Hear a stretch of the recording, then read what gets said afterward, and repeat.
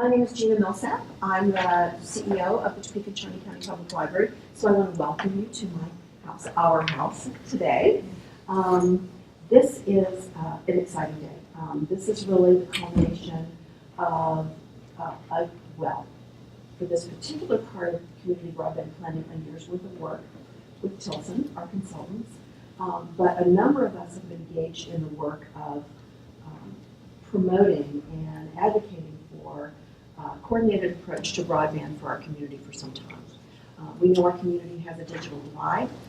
We know that broadband is now an essential element or a necessity for education, for access to information, just as citizens, for health, and for anybody who is running a business of any kind. So it's just kind of like water and electricity now. You gotta have it. And so the premise was, as we began to look at all community needs, even those for which there potentially was not a business case to be made for a provider to come in with a solution. And so, because ultimately, the ultimate goal is for this to be a connected community, all of it, rural and urban. So with that, I'd like us to introduce ourselves. We'll start with Chris. Good morning. Good morning. I've introduced myself to a few of you, and some of you already know me. My name is Chris Campbell, and I'm a principal consultant with Tilson Technology Management. Just a little bit about the firm and myself. So at Tilson as a company, we do work in consulting, and we do work in network services and network deployment. So on the network services and deployment, we do a range of activities for telecommunication network owners, and engineering, maintenance, deployment, project management. We're not a broadband service provider, but we work for a range of public and private network owners. And on the consulting side, we work with a variety of public and private clients, people who are generally either looking to build or put money into networks that improve telecommunication services. So we help folks who are trying to figure out at initial stages, understand their situation and figure out what to do, and at later stages sort of evaluate options and make decisions about it. I lead the group who tends to do a lot of our work with cities, counties, and states. So this project sort of falls squarely within the kind of experience that I'm typically involved with for the firm. And I'm going to let my colleague, Ms. Tracy, introduce herself. Yeah, good morning. I met some of you last time we were here. Thank you, Chris. So I'm a project manager, senior consultant at Tilson. My purview is usually any variety of things in our government and institutional consulting group. I'm assisting Chris here on this broadband project, but I work on some private sector and working with FirstNet in Maine. You probably have heard of that here as well in Kansas, which is another good broadband initiative. I previously was an IT director for municipal, state, and federal. So I've worked in all levels of government as well. So we appreciate you having us here, and thank you. I'll let Ron and I continue this way. Mr. O'Blander, go ahead. I'm Pat O'Blander, the Information Technology Director of Shawnee County. Patrick Clear, I'm Coordinator of Technology for Alvin Washburn Schools. Larry Anderson, Tech Director for Shawnee Heights. Shelley Fuller, Shawnee County. Mike Morrison, Board President for Topeka Public Schools. Marty Stessman, Superintendent, Shawnee Heights. Tim Halsey, Superintendent, Silver Lake. Steve Noble, Superintendent, Seaman. Mark Biswell, City of Topeka. Brent Trout, City of Topeka. Great. And I might mention too that there was a larger task force that was working on this project, and then a number of us were tagged to be on the project team to work directly with Tilson. So Mark Biswell is our chair, and then Pat O'Blander, Patrick, I, and Barb Stapleton from the Greater Topeka Partnership are also are that smaller group.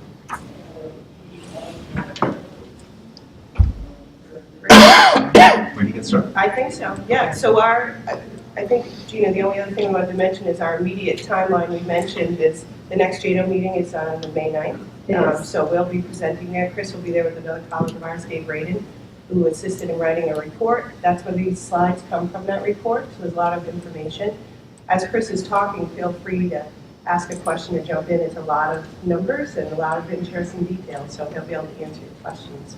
And some of the information is a bit dense, given the time frame. We've purposely chosen not to throw every piece of information into the slides. So, with the understanding that there will be a report, more detailed report to follow. So, anything you have questions about, don't feel the need to save them up. Let's talk about them, as we're there and as you have it. Okay.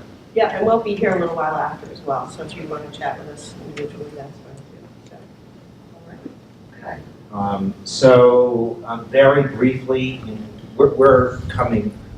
Gina mentioned we're coming into a project that has some history to it, and so there's been the city of Topeka has been looking at broadband for a while. There has been a previous study in this area focused on the city of Topeka that we're building off of.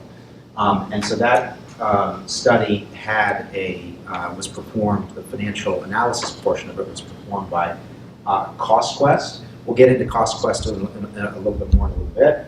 But essentially, they looked at what would be the economics of a fiber to the premise network across the entire city of Topeka. Fiber to the premise literally means you get a fiber optic cable that goes all the way to the end user. Fiber optics, of course, are a major component of almost any telecommunications network these days. One of the most capable and robust varieties extends that fiber all the way to the end user and serves the user directly off of it. So the results of that study indicated they were about $62 million in capital cost for that citywide network, about $2 million per year of net income, and approximately a 40% take rate is what they modeled.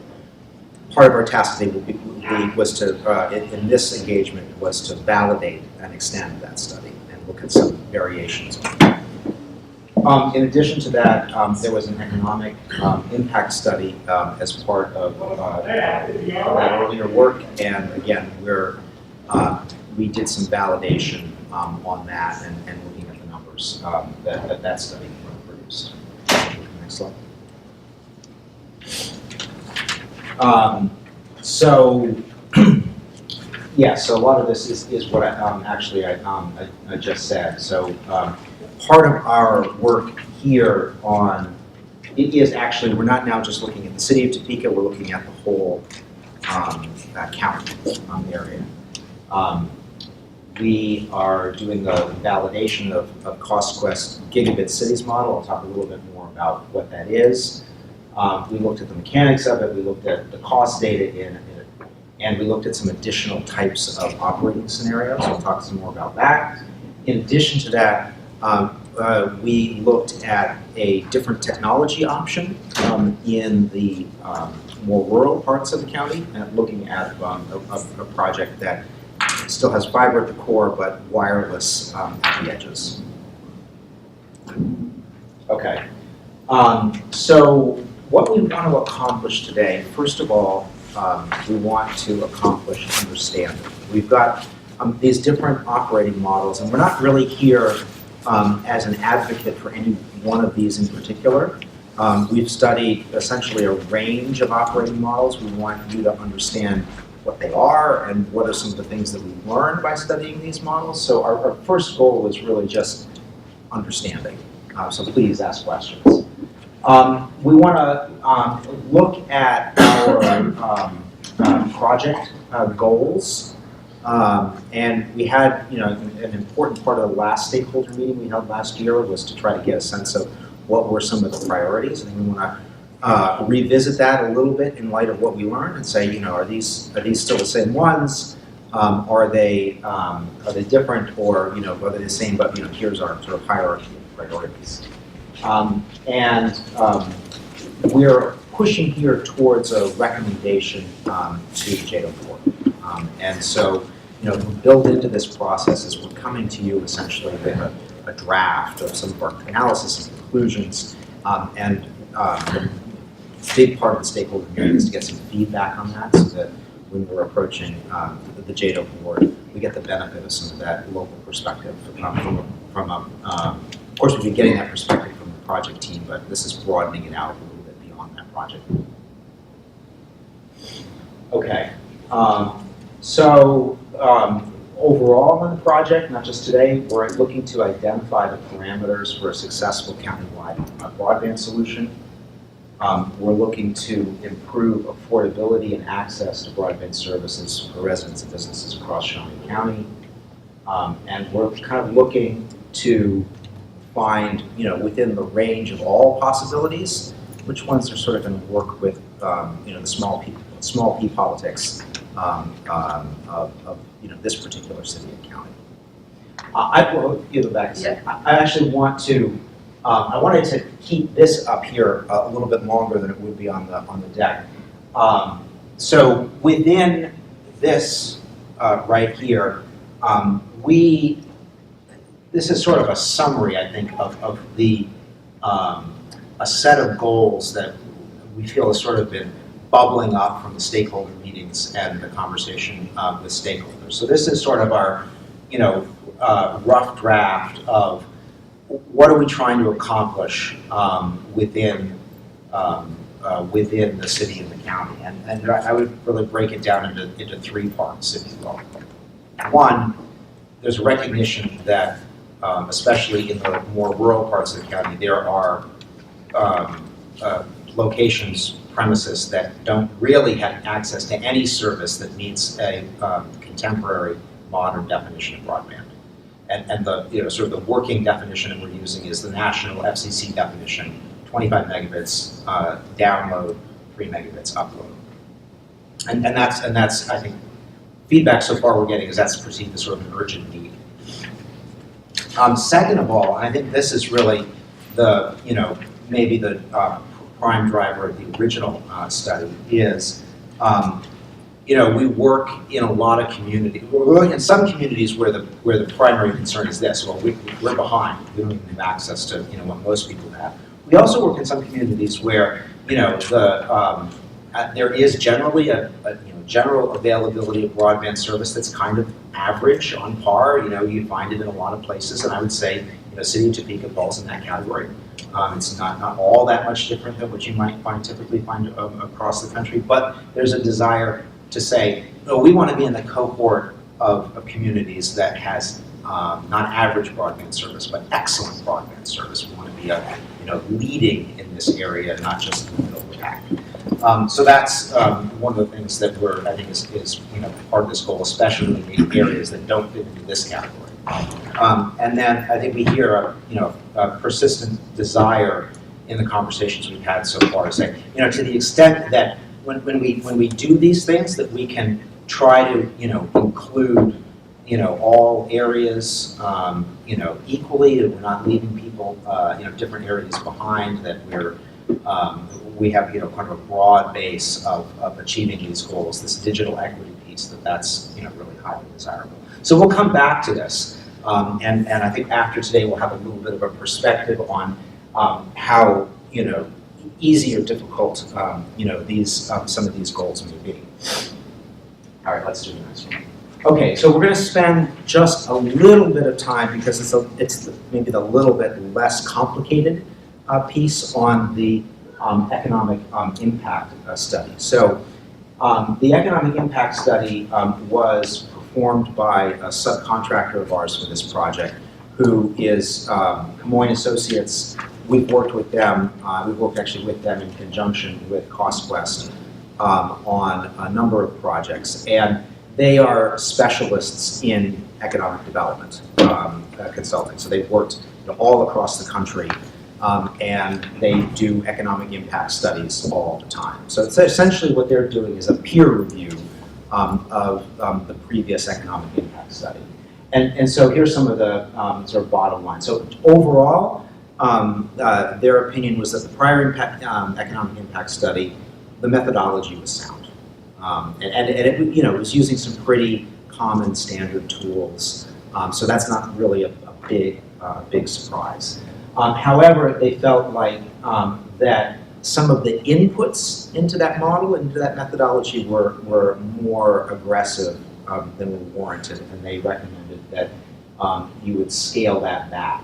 And so they essentially felt that when they reran that methodology, with less aggressive assumptions, they came out with economic impacts that were still positive, but were more conservative in their impact. One of the big reasons for this is that if you look in the literature on the economic impact of broadband, there's been more literature that focuses on the impact of going from no broadband to broadband, and there is less literature, but now there is some literature that focuses on the impact of going from a lower speed to a higher speed. Generally, what the literature that focuses on the latter tells you is that there is an impact. Not completely surprisingly, it's less than the impact of going from none to something. It's just that the marginal impact's a little bit lower. So they basically adjusted the assumptions about what the impact would be, because if you look across the whole county, the predominant impact of the kinds of projects that we studied in terms of a fiber to the premise network across the county would be going from some broadband to better broadband, and only in a smaller minority would it be going from essentially nothing to something. Chris, this is just a note. We talked a little bit about this yesterday when we were prepping for this meeting. That may not sound like a lot. Let's split the difference and say 5% Yep. on average, right? But if you look at some of the other data that's being collected on economic development right now, I can't think of one single initiative or component right now that offers that. So I think we have to put it in that context. And I think it will help as we begin to explain this. Yeah.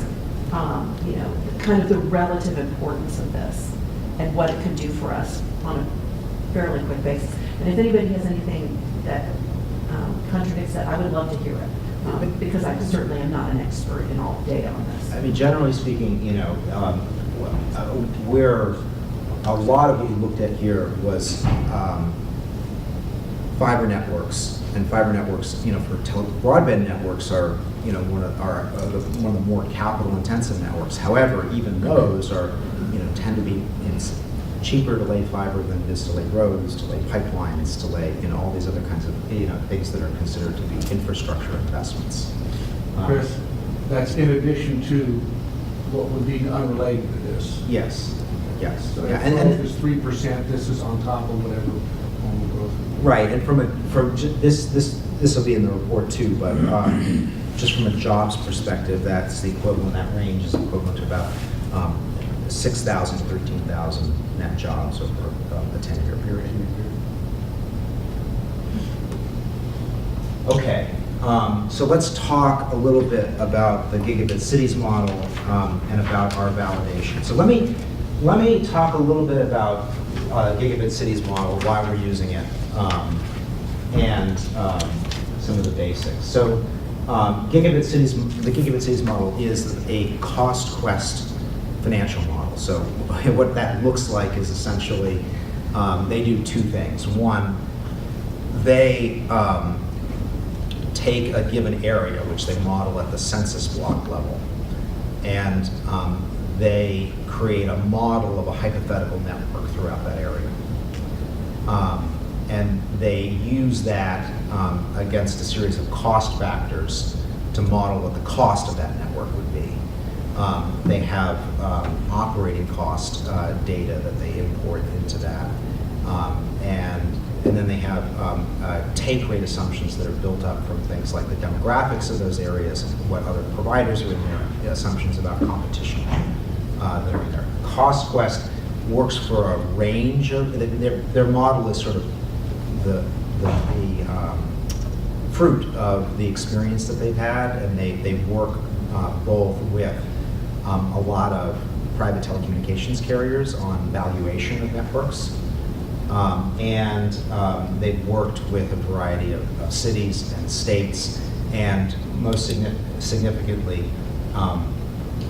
their cost model is the basis for the FCC's national cost model that is used in a whole series of their regulatory contexts. So, generally speaking, CostQuest has pretty good base of experience on which they base this model. And it had been used before in Topeka. Okay, so that's the way that we come to CostQuest and this model. So the outputs that you'll see from on these different scenarios will be from the Gigabit Cities model. They've been run by CostQuest. What we did is a couple things. One, we verified the model mechanics. They sort of opened up this complex spreadsheet to us, and we followed it through to make sure it sort of does what it says that it's going to do. We expected it to, and we found that it did. There were a few very minor adjustments that we asked them to make, but nothing that was really going to be a major differential. We also did an update and validation of cost factors. So generally, when CostQuest is running these models, they're taking, they would be saying, well, Topeka and Shawnee County is this type of community, and based on our database of cost, information, this type of community has these types of costs. What we did is we actually went out to vendors in the market, in the local market, and said, well, what do we think that actually, not just what type of communities, but what's a range of cost factors that we think would be applicable in this particular community? And we had them update those cost factors in the model. So we think it'll be a little bit more precise in that way. That I think it's already. I mean, it's not that they're taking one nationwide number. They'd already be, doing this down to a community that would be similar to yours. And we try to just make it a little bit more specific than that. So as I said, on the demand side, on the revenue side, the driver of the Gigabit Cities model is demographic data, but primarily income is the prime driver. And Gigabit Cities essentially looks at every neighborhood. So it's not necessarily using a single take rate assumption across every location that's being studied. It's basically saying, okay, what's the competitive environment in that census block? What's the income in that census block? And it's got kind of a matrix of, for these types of incomes and these types of, competitive scenarios, we expect to get this kind of demand. When we had them rerun the model currently, under scenarios that assumed a voluntary take rate, in other words, you only got the customers who voluntarily chose to sign up, then the take rates were similar to the prior study. Not exactly the same, they were slightly lower, they were in the high 30s percent, as opposed to the prior one, which is about 40%, which honestly is pretty typical in terms of what you'd expect the demand to be, especially in an area that has some competition. Okay, so the other thing that we did is we broke the county up into study areas. And today, just for the sake of time and sanity, we're going to focus basically, we're not going to give you study area by study area data. There's some information on that in the more detailed report. What we are going to do is talk a little bit about the results for Topeka and the results for the county outside of Topeka. And also, we'll talk a little bit more. We did a separate study. We did studies of a full 100% fiber to the premise build out in all of these study areas. We also looked at the option for hybrid fiber wireless in 6 of the study areas, okay, which essentially the 6 study areas were the areas without the faster broadband service that's more common in the city of Topeka and the areas of the county that are neighboring, immediately neighboring the city. So we looked at, Cobb Valley and Rossville, and we looked at North Central, Seaman North, Southeast, Southwest and Southeast Shawnee were the areas where we looked also at the wireless option. We did look at the fiber option for every area, but wireless in addition to just those areas. This one. Okay, so we're starting with the fiber models, and this gets a little bit complex, so we're going to spend some time unpacking this. There's something about this that's not immediately obvious.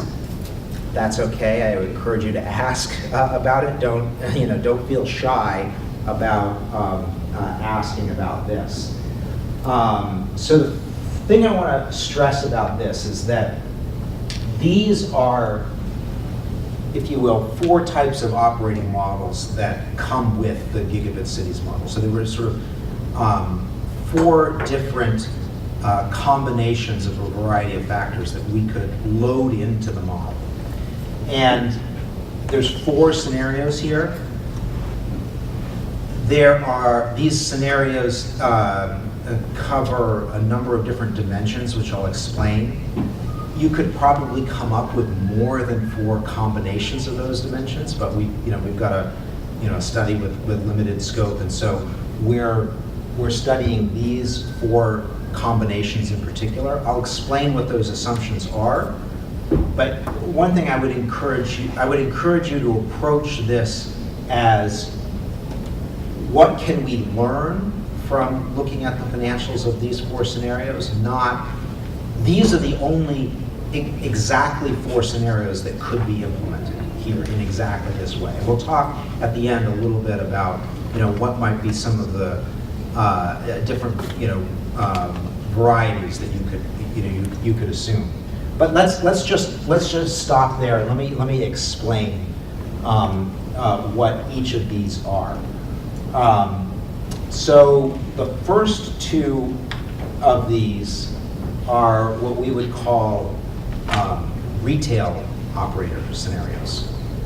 Okay, so what that means is that the operator of the network is selling directly to users, and the owner of that network is relying on voluntary subscriptions as a way to get customers. People agree to sign, which is the way that we're used to working. Okay. The first scenario is essentially what you would expect to encounter if a private operator were to come in and build a new network. So this is if this sounds like the way things normally operate, it is, right? We're taking a baseline here and we're saying, okay, what do the financials look like essentially for a private operator who's going in, building their own network, operating it, going out, getting customers? What's the business case for that? Their own investment. So in this case, a public sector entity, their role is pretty minimal in this. There might be some facilitation of permits and coordination of access to rights of way and things like that, but for the most part, it's the private operator doing almost everything. Second one is where you have a private operator on a public network. It's a pretty standard variation on a public-private partnership. It's one that we see being a pretty common one that is being considered in communities across the country when they look at this. So you have a situation here where you have a city or county, and frankly, when we work with units of local government, it's usually a municipality or county. So this is just, we don't really know what the local jurisdiction is here. So this, city county is just a placeholder for, some unit of local government that's doing it. So in this kind of a public-private partnership, you have the city and county taking on the development of the network itself and the financing of that. They partner with a private ISP to operate it and deliver services over it. You have some share of operating risk, and really how this operating risk gets shared depends a lot on the particulars of the agreement that you strike, public-private partnership agreement. That's sort of actually one of the key dimensions of negotiation is, how are you going to split this risk? And likewise, who gets the revenue? That's the flip side of negotiating the operating risk. Let me pause there and ask, are there any questions on the first two models? Great.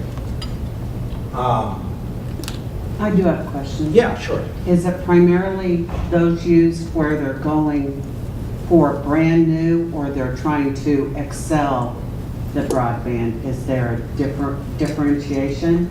Going from nothing to something, or going from mediocre to fantastic? So, from the perspective of what was modeled, there's no difference. So in these scenarios, we're modeling a fiber to the premise build out.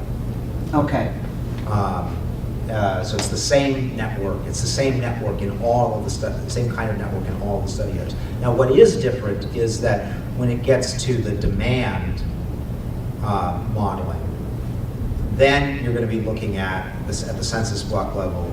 Is there a competitor there? What's the existing services? What's the income? So essentially, not surprisingly, in the lower the income, generally that pushes the take rate down. The less competition pushes the take rate up. Okay. Okay, so these last two have a little bit more to unpack. So let me spend a little bit more time on this. So we've got this model that we're calling open access lit. So this model has a number of assumptions that are different than the prior two, that are all packed into this, this one. If we were doing 8 different scenarios instead of 4, we might have, unpacked the different combinations. So I'll tell you what's different about these. What I'll tell you is that not all of these differences necessarily have to go together in the real world. But for the purposes of creating 4 models within the Gigabit Cities model, they're all, sort of lumped together in this one. So one, there's a difference in what I call the revenue model, okay? And the difference in the revenue model is that where these two, the revenue model is go out and, sign up retail customers. The revenue model in this particular scenario says, okay, we're going to assume this is a scenario where the local jurisdiction is committed to sort of a maximal digital equity kind of strategy. And what they're going to do is they're not going to go out and build a network and then just connect the customers to sign up. They're going to connect every single building. And every single building will get access to at least a basic level of broadband service. And people may voluntarily choose to buy a higher tier of service and pay more for it, but everybody will get access to at least a basic level of broadband. And as part of that, the local jurisdiction will just fund the entire build out of the network, and they will, and that basic level of broadband service, and they'll create a funding mechanism for doing that isn't relying on who signs up. The way we modeled that for convenience here is, imagine as if you spread that revenue requirement out evenly among all of the parcels in the city or the county. So that's the assumption of this model from a revenue model perspective. The other important aspect of this is that this model assumes that that network will then be open and can be used by multiple ISPs. So essentially, everybody can access to a basic service. There's some broadly distributed way of paying for it, and you can choose to sign up for a higher level of service. And when you choose to sign up for a higher level of service, you don't just have access to one ISP, but you actually have access to multiple ISPs. There's only one network, there's only one set of equipment, but essentially you're interconnected with multiple ISPs, and the traffic can be routed over the network to and from multiple ISPs. That's, again, there are several different assumptions that are bundled together in this model. The idea of providing everybody a basic level of service, and having a revenue model where essentially there's a broad payment base that doesn't rely on subscriptions. You could do that without doing a choice of ISPs. You could do a choice of ISPs without doing that model of spreading the costs out over everybody. But in this particular study, those two assumptions are falling together under this single model. Yep. Chris, I do think with this group, just for the sake of clarity, we've talked about the fact that basically what we're talking about is a revenue model where everyone is opted in. Right. Right? And so even if you're getting that base level of internet, you're paying something. Something is assessed to you. Right. Just so that we're clear on that. We've had quite a bit of debate about that because politically we didn't think that would fly necessarily, but it is what it is. And it's a model that some communities have chosen to do. It may or may not be the right model for you. And so we're not, by including it in this study, we're not making the assumption that it is or it isn't. We're just saying this is what it tells us. Okay, and there are some things that this particular model is telling us that I think are generically useful. We'll get to that when we talk about the particulars of this model. Any other questions on this one? Okay. So the last one is an open access dark fiber model.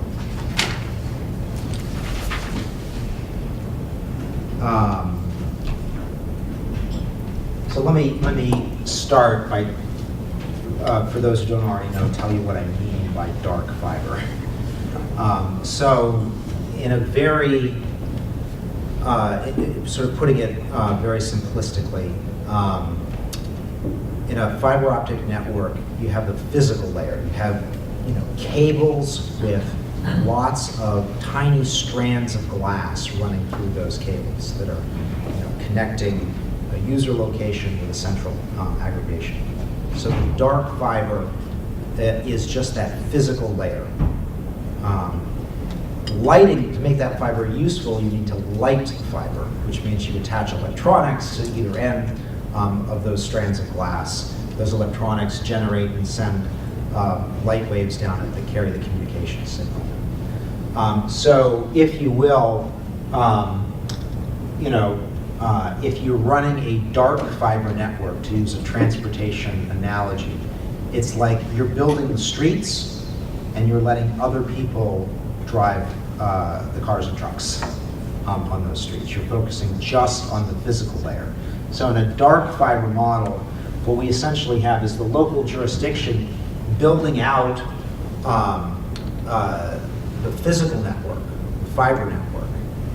But unlike these other two models where they're doing that, they're saying we're only building that those cables containing the strands of glass. We're not buying and paying for any of the electronics to deliver communication services over it. So essentially, under this model, the revenue that's derived by the owner of the network is it's a wholesale model. They say, okay, we're going to lease access to these strands of glass to ISPs, who then connect their own equipment to it, light it up, and provide retail services to the end user. So that's the difference. And one of the reasons that we are looking at this is, one, it contains this wholesale revenue model, but it's also, in terms of the amount of network that gets invested, it's a little bit lower, right? The public entity is making an investment in infrastructure, but it's not making as much of an investment in infrastructure because it's not paying for those electronics that light up the fiber. It's relying on other people to do that. So the capital investment for the network owner in this model is lower to serve the same area. Doesn't mean that investment, the necessity for that goes away. It just means it gets transferred to the private party who lights it up. So again, there's a split of risk and revenue here. The local jurisdiction is, they are making a significant investment still, but either it's a lower level of investment, so to a certain extent that there's a category of risk that gets taken off. But on the other hand, this is a wholesale model, so the private ISP needs to be successful. They need to voluntarily sign up retail customers in order to be able to pay the city or the county, the local jurisdiction, for use of that network. Any questions about dark fiber? Okay, great. So this is just a summary where the most important thing here is that we've used some short names, and we'll use some short names for these as we go through. So the first one, your sort of standard private model is retail, no structure. The public-private partnership that's voluntary pre-subscription is voluntary subscription is retail with structure. Our open access lit service we'll just call open access, and our open access dark fiber we'll call dark fiber.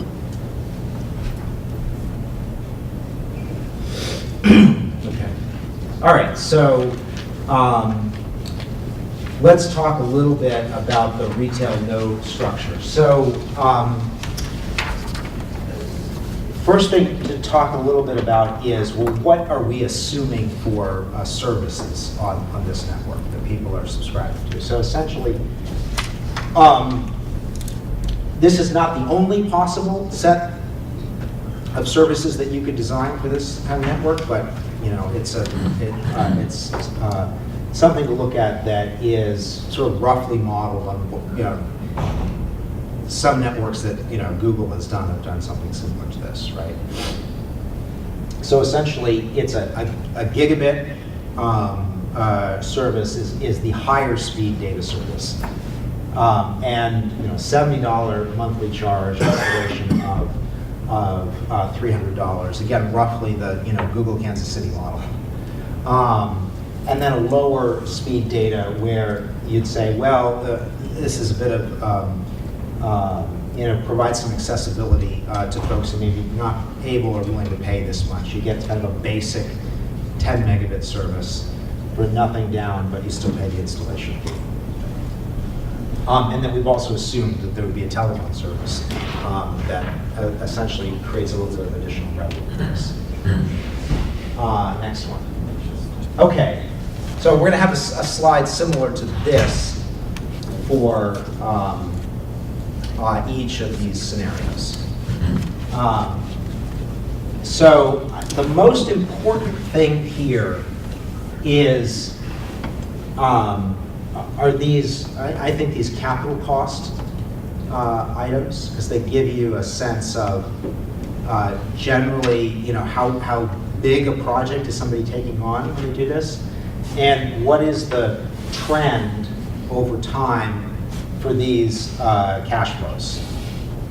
So what we've estimated for this scenario, with the validated model and the updated cost factors, is that we're looking at about a $75 million investment under this scenario in the city of Topeka, about a $53 million investment outside of the city of Topeka. The Topeka number is it's not hugely different than the 2014 study, but it's a little bit higher, which will drive some of the economics here. The difference between base capital cost and success-based capital. Base capital cost is the cost that you incur whether or not you have any customers.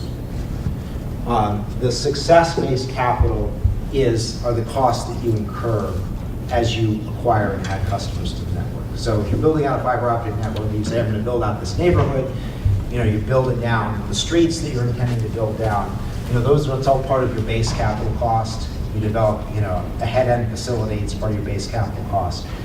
You start signing customers up, and you have to put drop cables to their homes. That's part of your success-based capital. Okay. So the trend here over time is in the cash flows within Topeka.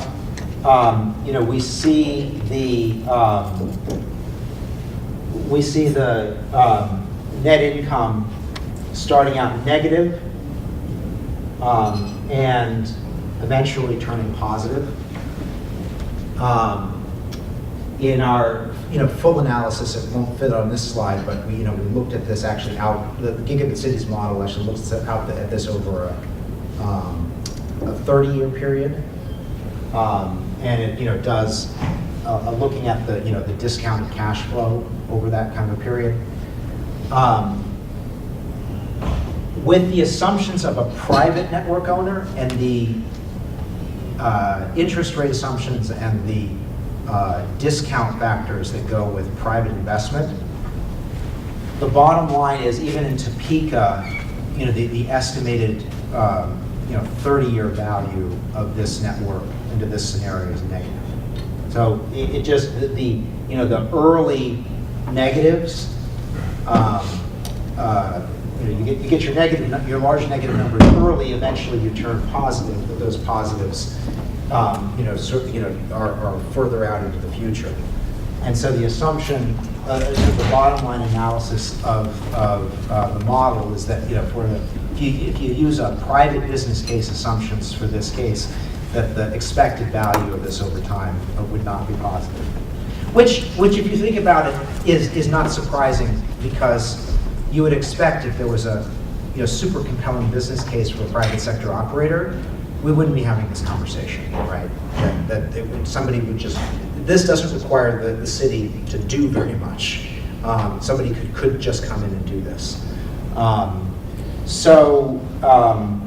As a general matter, these, you'll see, in a lot of these cases, generally speaking, these numbers tend to be worse early on in these business cases because you have to incur your capital costs up front. The model is assuming that eventually you hit take rates, but those take rates sort of ramp up over an 8-year period, and that you are paying for some of your success-based capital as you sign up customers. So you've got, your initial period, you've got lower revenues and higher expenses, and then that starts to get better as you get further out into this. The other factor that happens, especially over a longer period of time, is that you have to pay for replacement capital to keep that up, and eventually, so what we're typically seeing in these is that they start at a deficit, they climb to a peak, and then the numbers sort of gradually erode over time as replacement capital becomes more and more of a factor. In Shawnee County, in the areas outside of the city in the aggregate, essentially the case for this is negative and never really gets positive. So again, that's not too. It's not too surprising, if we had a private business case, if there was a good private business case, then it might already be being done. All right, let's take a look at the. Okay, so this is This is the retail with structure, which is the retail one that's in a public-private partnership. So in this case, we have assumptions that we essentially have similar assumptions about what the retail services would be, and we assume that that we essentially have the the public entity owning the network, private operator operating the network, and that they are sharing in the costs and they're sharing in the revenue for this. Okay, so this is a very similar network functionally to the first model. So our capital costs aren't that much different under this model. However, the cash flows and the cash flows are different. The bottom line isn't much different in Shawnee County. The economics of this network aren't much different. In Topeka, it's more positive, and when we look out over a 30-year period on the expected net present value of it, under this scenario in the city, the expected net present value of it is positive. And really, when you sort of delve into the model and say, well, why is that different? I mean, why is there different? They're very similar networks. Essentially, the difference is in the borrowing cost and the discount rate. So essentially, we would assume that a public network owner making the investment has a lower cost of money, is less likely to discount the value of future money received versus present money received. It just has a different time horizon than a typical private investor. So what this is telling us is that for two networks that are very, very similar, that ownership assumption and that assumption about the time value of money is what potentially makes the difference in terms of this being financially positive network over the long term, at least in the city of Topeka. But you'll notice that even in the city of Topeka, the city has, if these assumptions bore out, you'd have a pretty long period of time where you'd have negative cash, you'd have negative net income. So that's just something to be aware of. This isn't something where this model would be predicting that this would be an overnight financial success. It would be a long-term investment, a long-term play. All right, let's take a look at the next one. Okay, so open access. We actually need to look at this. We will show you the same sort of capital number and 10-year financial performance. But you really need to look. The model organizes the analysis for open access and dark fiber a little differently. So you have to actually, whereas for the two retail scenarios, one of the key numbers that we were looking at was what's the bottom line financial performance over time. What's the net income? What's the cash flow over time? And is it positive or negative? For the way the Gigabit Cities model open access scenario is constructed, that really is less important because for open access, because this scenario assumes that there's a broad-based funding mechanism for this network, it's structured so that the model will never produce a result that produces a long-term negative number. Instead, what it's calculating is what is the operating payment that is necessary in order to achieve that positive outcome. So remember what I said, that in this scenario, we're essentially saying, okay, let's pretend that we're taking the position that the local entities, okay, everybody's going to have access to this network, at least at a basic level. There's going to be a broad-based way of paying for it, which for the sake of analysis, we've modeled as a per parcel fee, right? Sort of evenly divided by the parcels. Not the only way you could do it, but a way to at least look at it.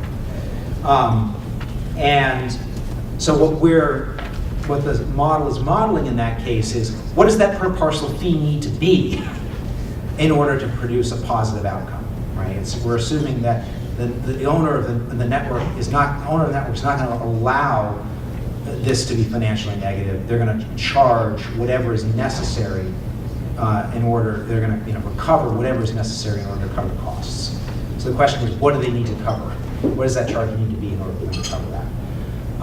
And so what the model is saying is that for the network within Topeka, that would have to be $36.50 a month.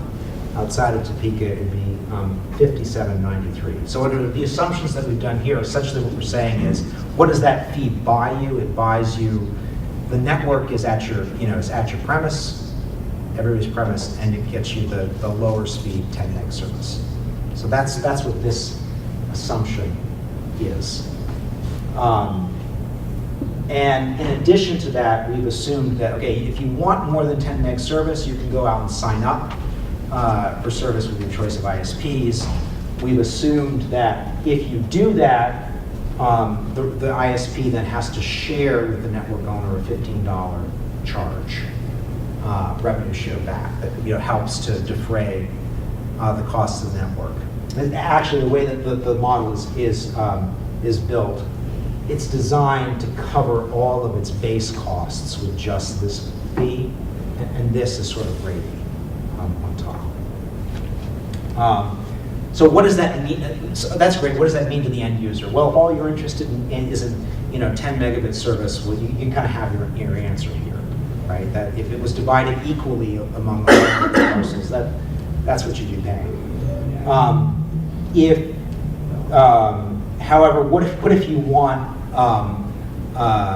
high-speed service, not just the 10 meg service? Well, then you're still going to be paying for the base cost, and because this $15 revenue share is not coming from thin air, you're essentially going to wind up paying that as a pass-through, and you're going to wind up paying whatever the ISP decides that it needs to recover on top of that to cover its additional costs and make a profit. Now, in this model, essentially the entire local access network, the entire local fiber optic network, is being paid for and the cost recovered through this charge. So the cost the ISPs need to recover is a lot lower than if they were going out and building their own network. So they don't need to charge $70 on top of this. It's difficult to say with certainty exactly what they would need to charge. It may be a little bit fact specific. So what we've done here is sort of given you a for instance of if, in addition to this fee and in addition to this fee, if the ISP decided I need an extra $15 a month, here's what your total end user cost would be. If you need 20, 25, 30. I tend to believe that the likeliest range would be towards the middle of this range of possibilities. So what that tells you here is, at 20 to 25, we're really not that much different in this open access model, different than the $70 we modeled in the retail models. And frankly, you could get it there by lowering your revenue share, right? You're a bit further away in the ones outside of Topeka.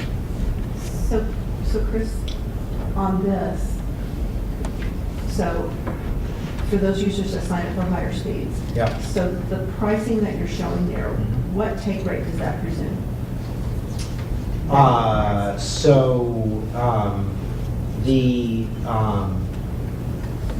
What take rate does the, I'm sorry, which one? These total end user prices, so if I'm paying that a month, overall, and I live in Shawnee County, how many people in Shawnee County have opted in for the higher speed? So the take rate, these are independent of the take rate. This okay. doesn't matter. The take rate doesn't matter to this. So it doesn't matter how many people sign up, the cost remains the same? Right.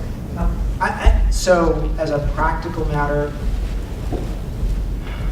so in my experience, if you're talking to ISPs about this type of model, yeah, there is some minimum threshold under which it's not worth their while, but it's pretty low because this type of a model, the network owner has taken on most of the fixed costs of the network. So the ISP's costs tend to be, fairly incremental by the number of customers. Now, there's probably some minimal amount of customers where it's not, but the more likely scenario for this is either they achieve that minimum, which isn't that high a bar, or they just get out of the market.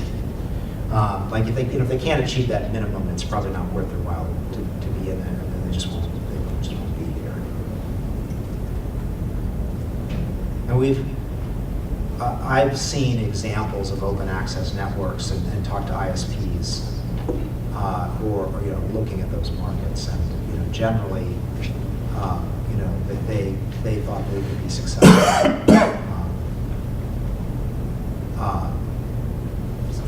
Even in single digits in terms of take rates.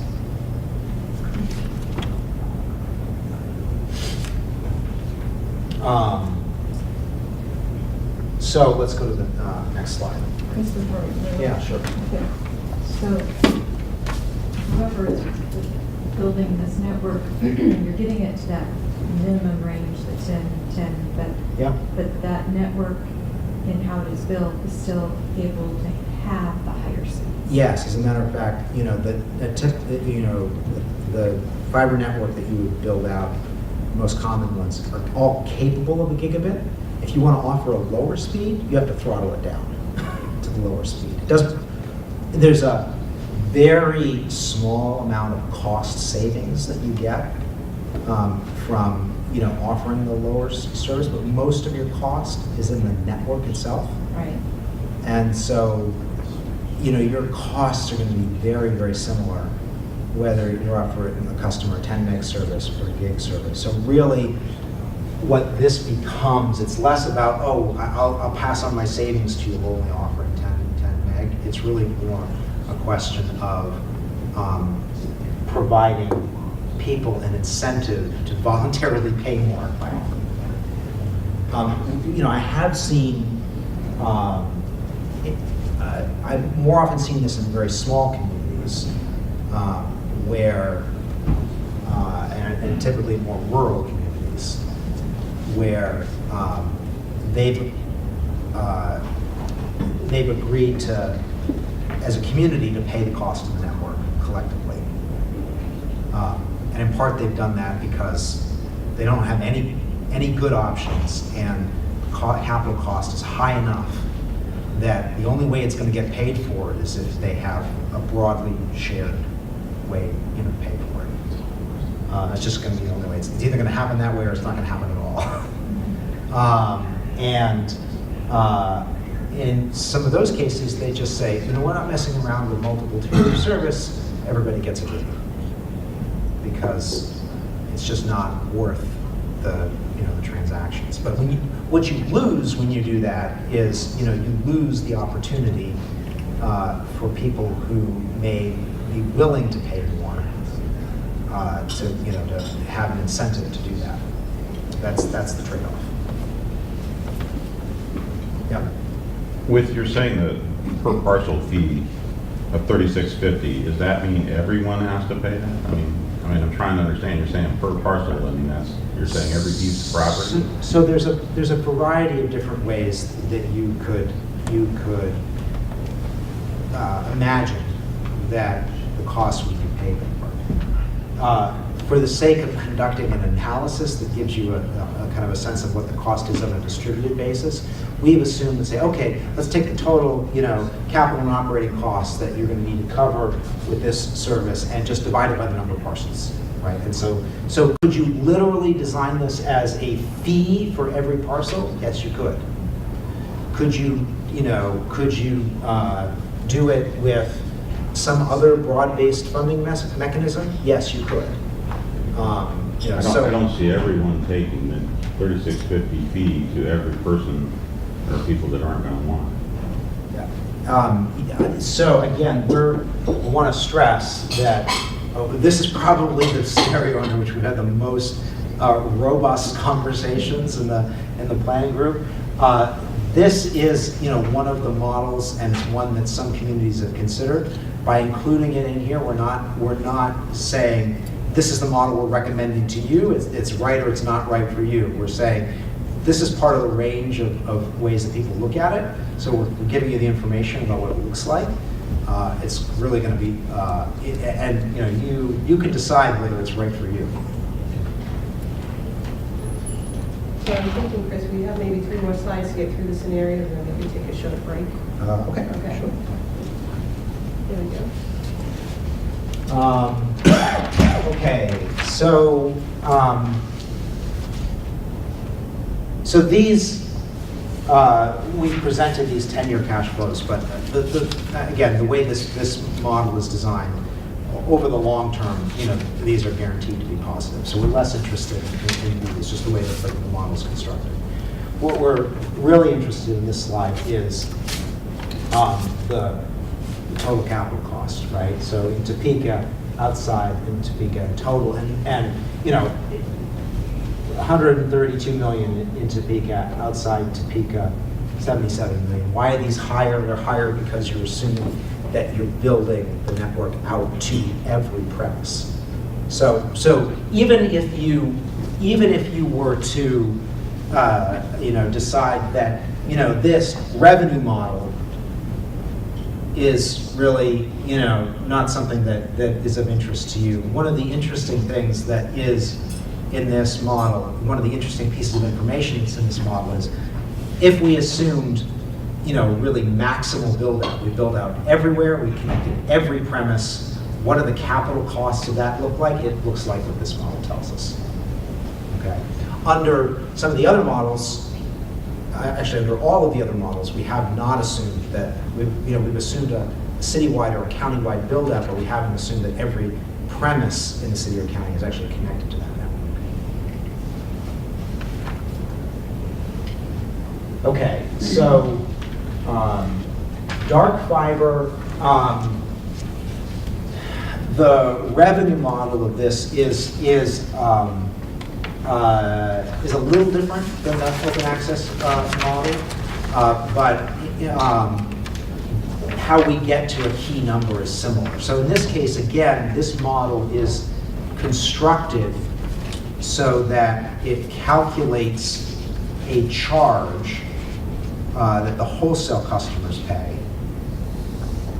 such that the costs are covered in the network. Okay, so this is not one we're saying, let's pick up the key number here is going to be, what does the network have to charge the ISPs per connection, per line, in order to recover its costs? Okay, so it's not that we're saying, okay, we're going to assume that the wholesale rate is X dollars. Is the financial model positive or negative? What we're calculating under this model is, what does the wholesale rate need to be in order for the financial case to be positive? And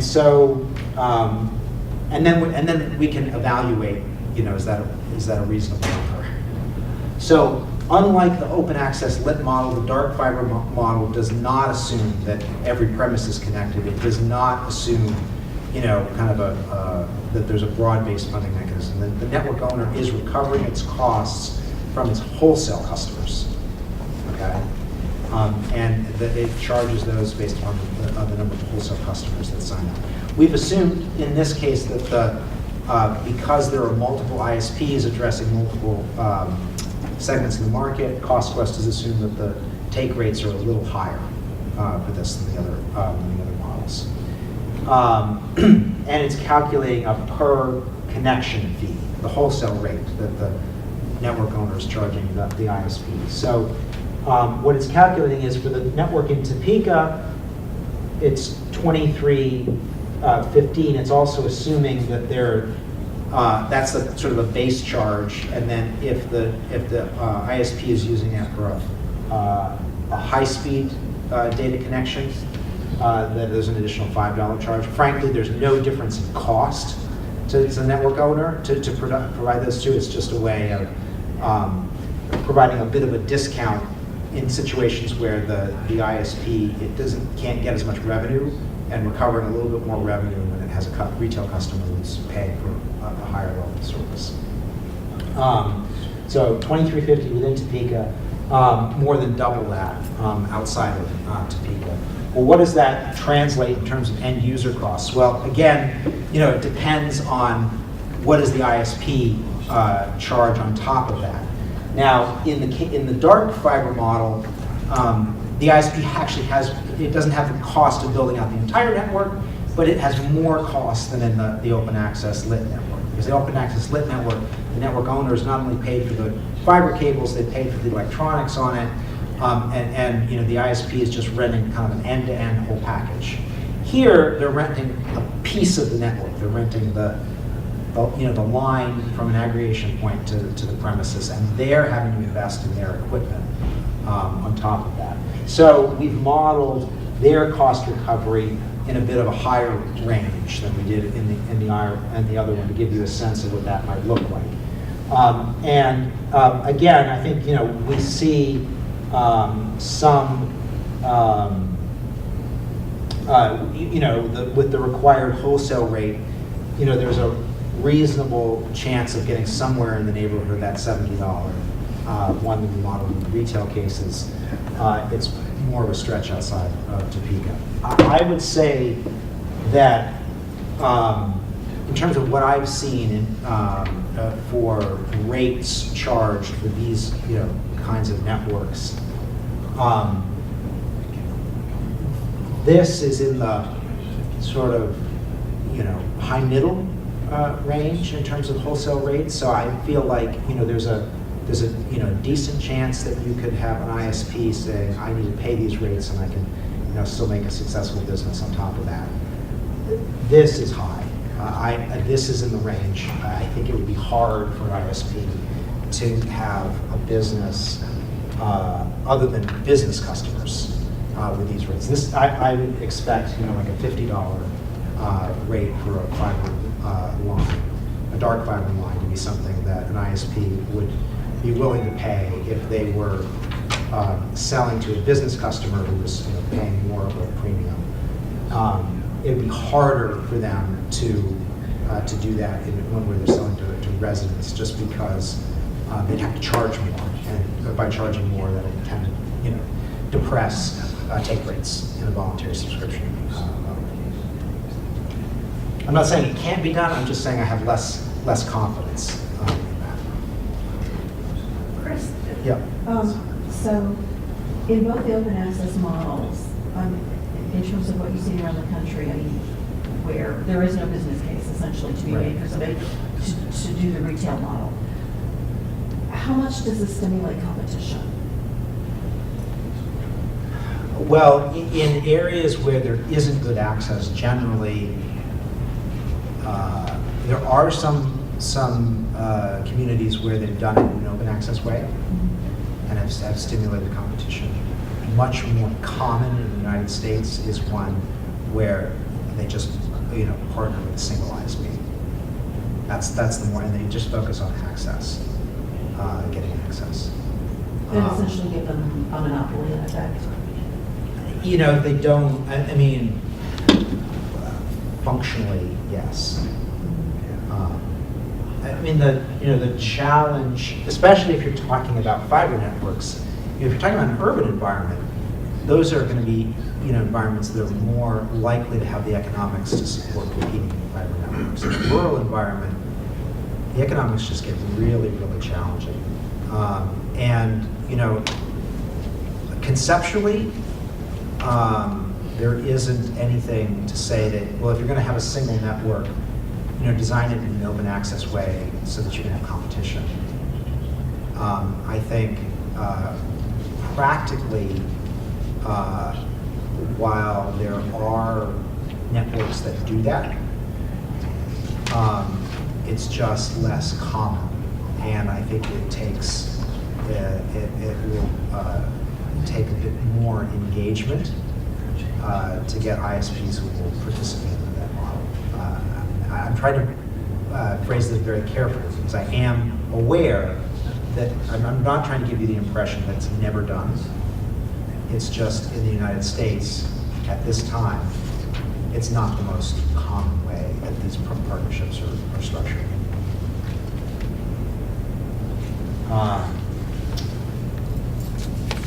So getting, this is lit service provider? Oh, you know what, I wondered, Did that title Yeah. get? I think this should be dark. Dark. Okay, so Yeah. ignore the title. Yeah. Yes, because this number is The number makes definitely more not the lit. sense, This yes. number is definitely not the lit provider. No. How we missed that. Yeah. Probably looking at this too many times. Right. So again, the way this scenario is constructed, this is constructed so that this over time is always positive. It's a question of what rate you need to charge in order to make it positive. So what we're really, really interested here is in these numbers, right? And here, there's no success-based capital. This is all, base capital cost. So here's a reason why. Actually, Gina, this is maybe a little bit of a different way of approaching your question. Okay. So.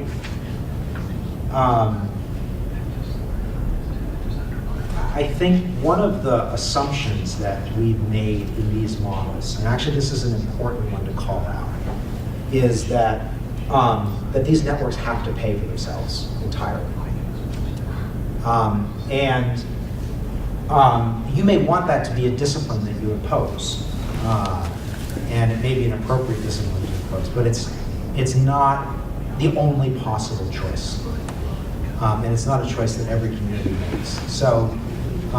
In some communities, and I would say this is more often the case in communities where there's a lack of coverage, right? Where we see this, they say, well, we understand that that the economics of these is not such that it can pay for itself, but we still need to have service, right? And so we're willing to pay something outside of the revenue generated by the project. It's just a question of how much are you willing to pay and for what kind of investment. The thing about the dark fiber model is that dark fiber is it's a lot simpler to operate a dark fiber network than the lit one. A lot of the there's a significant share of the capital cost that goes into a dark fiber network, but the management of it is a lot simpler. You're just doing less, right? You're owning and managing a passive piece of physical infrastructure. The complexity, more of the complexity comes in, lighting it up, running services over it. And so some communities, when they want to get involved in, they say we either need better choices or we need to get coverage where there isn't coverage, and we're willing to spend some money, but we want to limit how much we spend and how much we have to do as a result of that. They may choose to spend money on dark fiber and just say, this is what we're willing to do, and it sort of, it caps their investment and caps their responsibility for it. The other thing to note is that, this model assumes that the extent of the build out was the entire city of Topeka and the entire county outside of Topeka.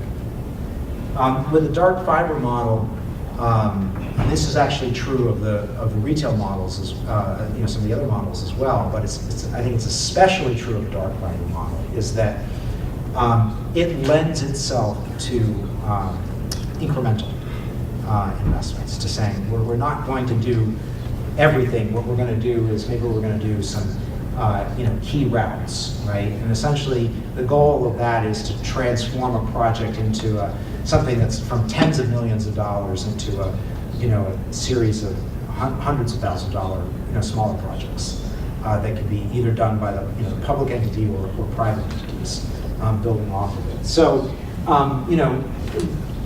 this is something that I think it's important to look at all of these, but especially this one, with the lens of we modeled this as if the whole area was built out. If it's true both that turns out not to be feasible and there's a desire to do something, what are the options for making a start? And there are options, I think, in all of them, but especially in this one. Make sense? So we might be at a good time, I think, for a break, Chris. You had just the rural wireless and then go into some high-level design. Does that sound good? Yeah, so let's, we can take a break. Let's try not to take a long one, because I do want to be mindful. We've got half an hour left. So maybe let's keep it to 5 minutes.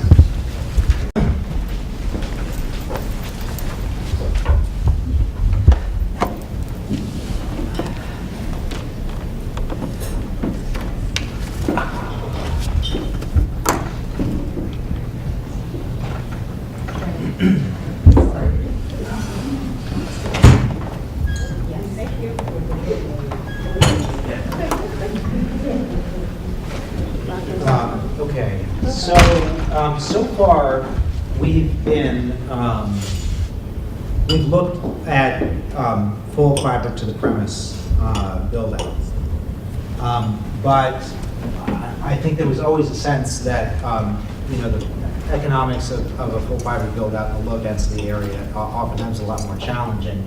So what's the alternative to that? Well, if you're building a new network, the major alternative to a fiber network is a wireless network. And so we looked at the possibility of doing a wireless network in the more rural, low-density areas that didn't already have access to the higher broadband speeds available in the inner parts of the county.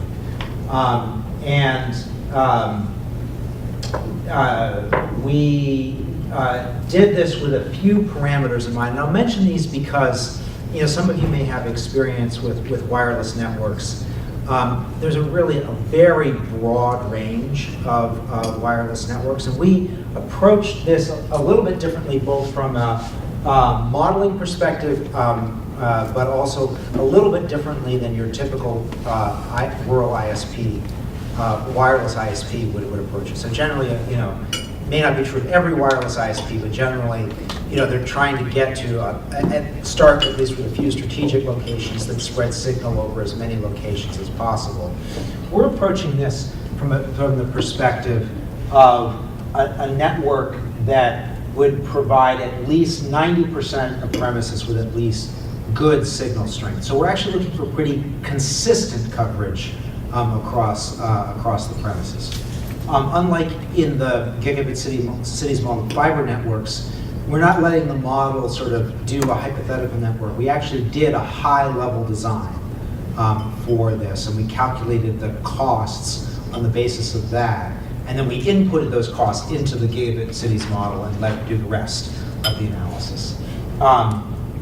We designed, our high-level design specified a network where users could achieve broadband that at least met the FCC's broadband standard, which is 25.3. Functionally, the network we designed would be more like 25 up, or 25 down, 25 up would be a symmetrical network. We assumed unlicensed spectrum, which we could have a whole conversation on that, but essentially the bottom line is that we know it's available. But it does put some constraints on how we designed it. And we did this with a scalable design that wouldn't change radically with the number of sites that you need. So when you do a wireless design, you have to be prepared if you were ever to go out and implement it for a degree of change, right?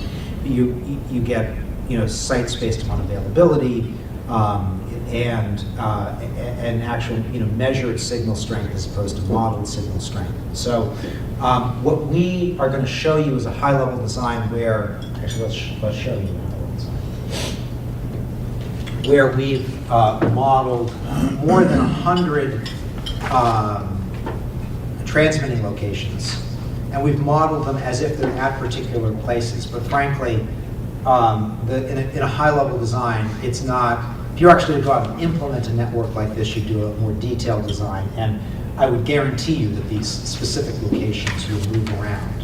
What we've tried to do is take an approach that where it's pretty scalable, where you could have 20% more sites or sites in somewhat different locations, and it wouldn't change your costs very much. So for clarity, this is what we determined through this process is that to achieve those kinds of speeds and that kind of coverage, you need a lot of sites. And to do a lot of sites economically, especially this density of sites, you're not looking at tall towers. So the kind of typical installation that we're talking about here would be something that would be mounted on a tall wooden utility pole. So it's that kind of scale of installation. And we actually have a lot of experience deploying those kinds of networks. And you can, it should produce, pretty good results. So very importantly, in order to feed that many sites, not an underappreciated fact is that at the core of any modern wireless network is fiber. And so what we said is, okay, we want all of these sites to either be directly on a fiber backhaul, that's bringing them back to a central aggregation point, or we want them to be within one or maximum, in a few cases, 2 microwave hops away from that fiber. So some of these are right on these red lines. Some of them, we would assume that they'd be taking the bandwidth from the fiber, transporting it via wirelessly to the site, and then redistributing it point to point. And what we did then is take a look at the expected signal strength compared to the locations in those six study areas in the outer portion of the county. And green was the level of signal that we were shooting for. We're trying to get at least 90% of these points to green, and most of the rest yellow and not too many red. We think that we did achieve that objective for this kind of design. So let's take a look at the costs here. So I think the most important number here is actually the total capital cost. Okay. So where all of the other ones that we were dealing with were in the tens of millions, here we're talking about a total capital cost of $7.2 million. Now we are looking at cash flows and net income negative, consistent across the board. Again, that's not totally surprising. If it were positive across the board, probably somebody would have designed this kind of wireless network as opposed to the kind of wireless networks that are out there today. However, here's what you need to keep in mind in interpreting this negative cash flow. So, approximately 65% of the capital cost of this is in the cost of those fiber rings. So actually, most of the cost of this wireless network is actually fiber. A more limited fiber network than in the full fiber network build-outs that we modeled, but fiber nonetheless. And so I think that if you were to look at this, like if you were to make the decision that we need to do something in these unserved areas, and and if you were also to make the decision that full fiber build-out is too capital intensive, You just can't get to that number. But you can get to a number, right, in order to solve this problem. What this basically provides you with is a lower absolute cost way of getting there that may require some support. So for instance, you know, a kind of an obvious target for this would be, oh, what if, you know, the local jurisdictions were to support the cost of that fiber build out, not necessarily expect that to be paid for by revenues of the project, but it's sort of a, you know, payment for solving this problem that you have in a way that's limited in the amount of capital, not as big as with some of the other ways to do it. I would then expect that, you know, if the project did not have to pay for 65% of the capital costs, these would be positive numbers instead of negative ones. So that's the framework that I would encourage you to look at this, not necessarily as a solution that 100% pays for itself, but if you needed to do a solution that didn't 100% pay for itself, but you needed to limit how much you paid for it, you might look at this as an option. Okay. I'll keep this limited for the sake of time, but it's helpful to think about this as in the context of one of the key assumptions for all of these models. So all of these models, the Gigabit Cities model does an estimation of what the take rates are. It's not a crystal ball. Take rate, estimation is not an exact science, even though I'm not surprised by the results of the modeling. There's always the possibility for difference, and take rates are a key assumption.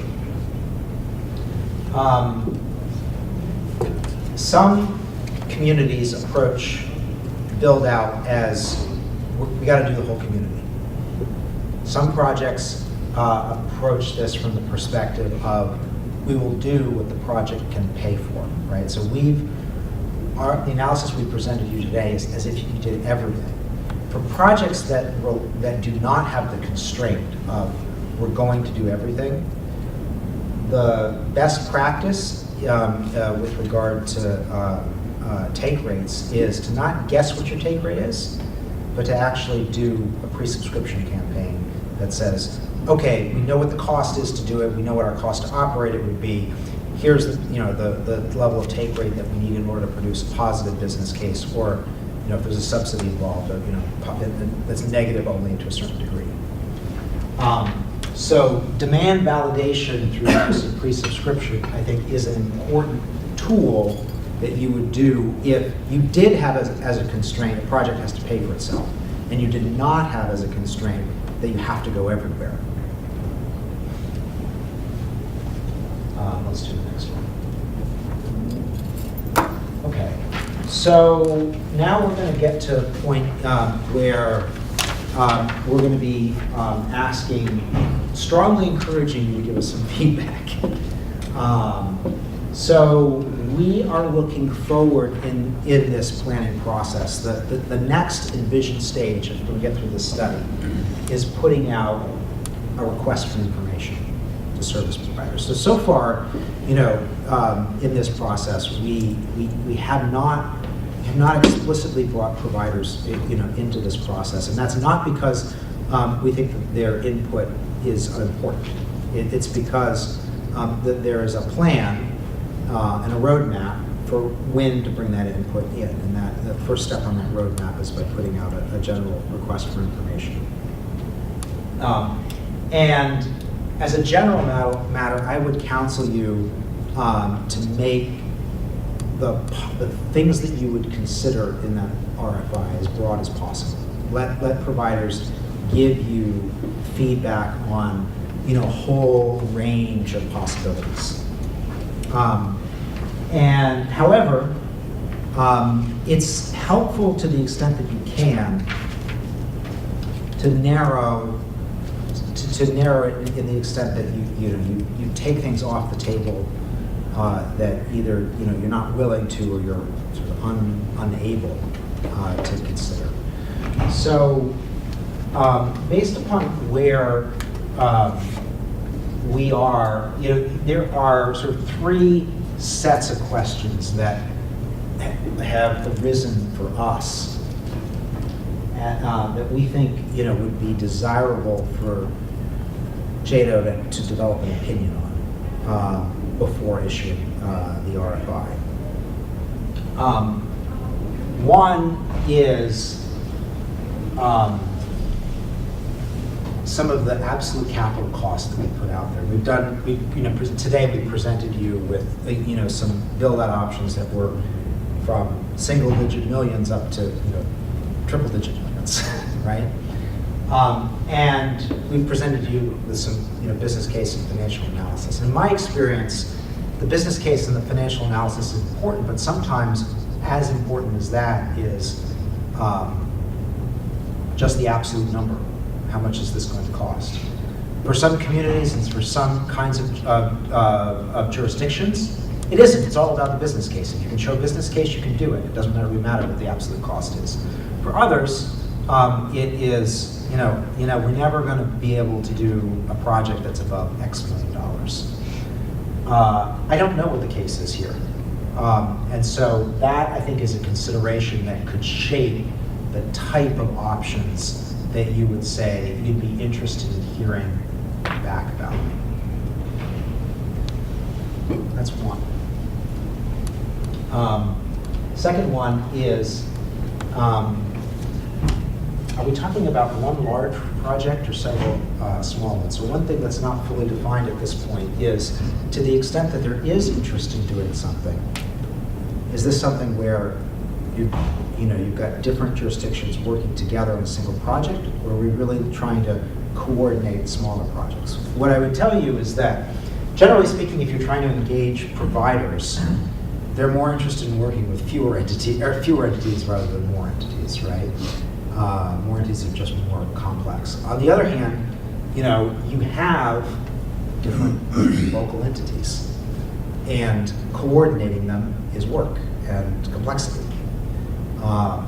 And so I think that is an important thing that would be in the mind of potential respondents on the projects, is how many different entities am I dealing with here? And so that's something that bears some consideration. Finally, this is a question that comes back to some of these goals that we were talking about. Roughly speaking, and this is a little bit of a judgment call on my part, I think that these goals are listed roughly in the order of difficulty. I think if you had the will, just because the absolute cost is fairly low, that covering your unserved rural areas, as long as some of the jurisdictions were willing to put a limited amount of capital into it, is achievable. New excellent broadband, I think you can create some scenarios, especially if you're just building to demand, to proven demand. This is also, you can create business cases that are potentially self-funding for this. Or you can do public projects that are limited scope that allow private entities to springboard off of it. I think the hardest one is, trying to get, equal levels of service to areas, especially where the business case may not be there, either because of the very high cost or because there's a limited ability for the user to pay. I think that having some consideration. I'm not telling you, at this stage that you necessarily need to get rid of any of these goals, but you may want to think of waterfall of priorities. What's the most important thing to achieve, and what's the broader range of things you would like to achieve, if possible. Let me pause there and just. I think that we can have some discussion about this now, and we can also, these are questions that you may want to, to the extent we don't, fully explore them today, filter back through some of the members of the planning group so that we can think about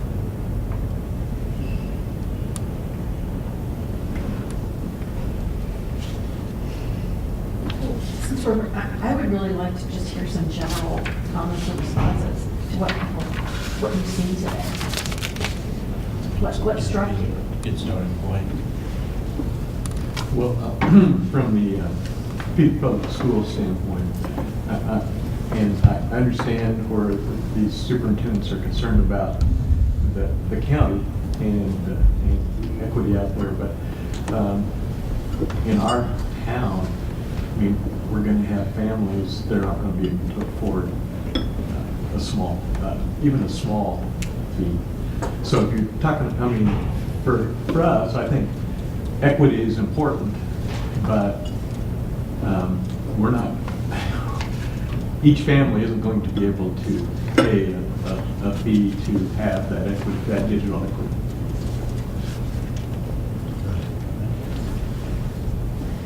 Well, and I would say that's probably evident from the standpoint that there are a couple providers that will provide you internet access for less than $30 a month now. So they already have a service they can sign up for that would probably be 10 megabyte. That's what I recall it was advertised as by an existing provider. So if we have to charge that much in order to make it work, still we're not providing a different level of equity opportunity to anyone. So I'd like to add a little something to the notion of equity. It's equity, but it's also inclusion. Because if equity is based solely on the ability to pay, it's not achievable, right? And so I think that's a philosophical conversation that we have to have, but it's an important one. You know, what do we mean when we say equity? And I'm just putting it out there, not for debate today, but because, and it's on my mind a lot, because we look at what's the opportunity bias right now in terms of being able to access digital content from your school or your local library. And there's definitely a bias there, and part of it's geographical and part of it's money. But I think that will be part of the discussion. For example, today the Kansas Corporation Commission turned off the winter coverage so that if you couldn't pay your bill, you could continue the service during the winter. That turns off today. So at this point, a lot of people are losing their service today automatically because they have not made efforts to pay. And that's on a utility. That's on electric and gas. So is that a seasonal thing, or is it they're it's always seasonal. It goes on in the late fall and it comes off. So the thought is you can live without electricity and you're heating your water in the summer. And a lot of people do. And they pay enough to get back on. So, I mean, you're talking about at a utility standpoint, that's what happens now. So if you view this as a utility, I think your thought process, you're going to be competing with basic utility. So I do think that will enter into the philosophical discussion in this community. It will. I think when you talk digital equity, you're talking inclusion. I know with some of the schools that are in the county, that is the biggest issue is inclusion. That all students have access of some reasonable amount of broadband connectivity. So that may be the real problem that we're trying to solve today or in the near immediate future. So. I was talking to Shelley earlier about how we frame this. So for a lot, elected officials typically are looking for feedback from constituents, right? Most people don't really know much about broadband. They just know they either buy a service or they don't, right? And they're not necessarily looking at local government because that's never been our model here to solve this particular issue.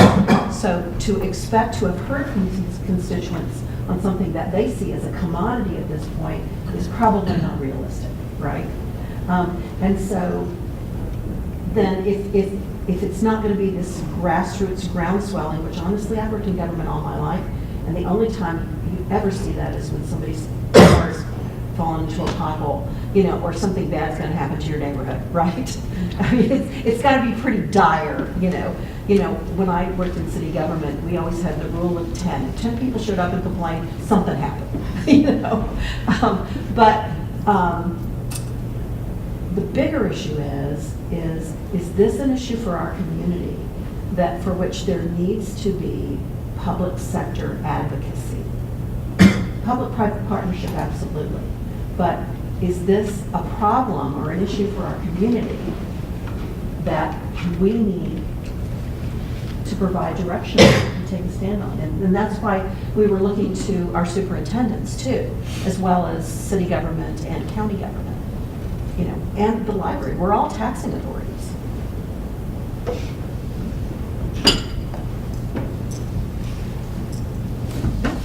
I think the answer to that's yes. Yes. Now, advocacy doesn't cost anything. The answer to what beyond advocacy in terms of cost sharing is a board decision, truthfully. Mm-hmm. But So what are you saying? Because I know you guys are thinking, I can see the wheels turning. yes, we are thinking. We do that occasionally. Nothing I'd like to share out loud right now. Okay, fair enough. It takes a while. Yeah. There's a need for our families, and I think beyond that, in our area of the county, it becomes not so much economic development as it is just in terms of population growth or retention. Mm-hmm. If we're going to retain the folks we've got, or be an attractive place to live and work and go to school and commute to wherever you work, this is almost a have-to-have. It's a workforce development issue that definitely. I don't want to interrupt Even your just flow. retaining families. Right, right. I don't want to interrupt your flow. I just want to tell you that what you said is a very common statement that we hear when we work with rural communities.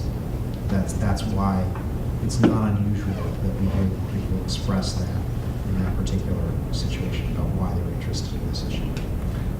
What's unique in our situation where we live, in my district, is the bulk of my people do have access to high speed because they live within an area where Cox will serve them.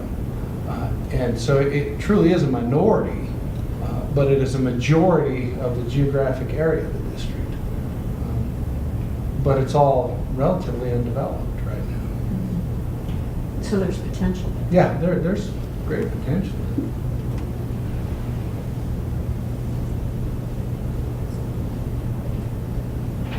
So is this something that's an element of planning? So like when they develop a neighborhood out in your area, Marty, that it would be incumbent upon the developers to provide all infrastructures including, and so it's just a cost that goes into the development of the neighborhood, the house, it's like the streets and anything else that would be developed out there, assuming that there's a level of density, but that would accommodate. But why wouldn't it just be an element of planning for neighborhoods and for future, so the county would mandate that there be a provider has to be identified with if you want to go with the minimum or not. I'm making it real simple, but it's part of infrastructure. It is, but if they're at 53rd and Stubbs Road, they're not, they can't run fiber there because they got to get fiber through a whole bunch of other folks' property to get it to where they need it. Yeah. Almost all of our development, Susan, I mean, it's just tracts of land. It's not a development going in, so there's no coordination of that or services. As close you get is, are you able to buy a water meter for your rural water is really one of the big challenges. And then the workaround has been this for kids and parents. So basically cellular. Yeah, I mean, kids can access this for homework or entertainment. Assuming it's Netflix. a good connection. Yeah, And- we can't even send hotspots home because they Well, can't get us. yeah, and depending, yeah, so in some areas it's Verizon, some it's AT&T, depending on where that tower is, or what they've stuck it on. I could tell you we'd be interested in having a conversation about partnering with the county on, well, the limitations we have is we can't just give you money. I mean, we have to buy something with it. But I have no interest in owning fiber in the ground that I would be responsible for maintaining if somebody cuts that. But we've done partnerships with the county on turf out at the lake and things like that, and it's always worked out. We'd be interested in a conversation if the county were interested in Well, and from my perspective, when I look at the wireless, the alternative, I first looked to JADO because that's where we have this, project parked right now. They do have dollars for economic development. I think it's a workforce issue as well. And so I think how do we come up with a plan? I don't think we can do it all at once, obviously, building everything out, that fiber.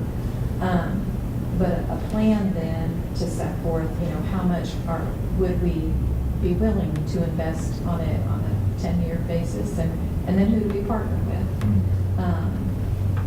The city and the county are at the table at JADO, so I think that's important.